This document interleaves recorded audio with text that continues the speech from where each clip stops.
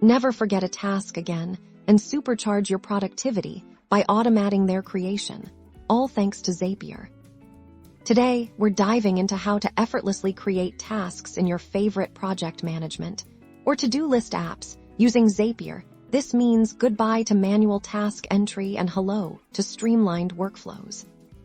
First, log into your Zapier account if you don't have one. It's free to get started. Once you're in, click on the big Create Zap button in the top left corner. Now, let's set up your trigger. What event will tell Zapier to create a task for this example?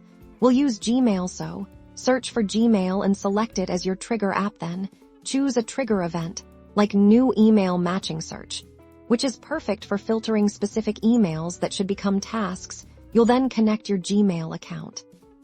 Here, you can set up specific search terms to refine which emails you want to turn into tasks. For instance, you could search for emails with a specific subject line or from a particular sender. After setting your search, Zapier will test the trigger to find recent emails that match. Next, we move to the action. What Zapier will do when the trigger fires: click the plus button to add an action step and search for your desired project management tool. Like Asana, then, select the action event, most commonly, Create Task. This is where the magic happens. You'll connect your Asana account and then tell Zapier what information from your trigger should go into your new task. You can map fields like task name from the email's subject, project to a specific Asana project, and even an assignee. If you want, you can customize this with any relevant information from your trigger.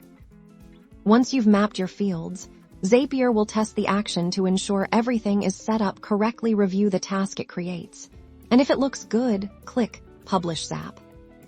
And that's it. Your Zap is now live from now on. Whenever an email matching your criteria arrives in Gmail, Zapier will automatically create a task in Asana, saving you valuable time and ensuring nothing falls through the cracks. Experiment with different triggers and actions to automate all sorts of workflows.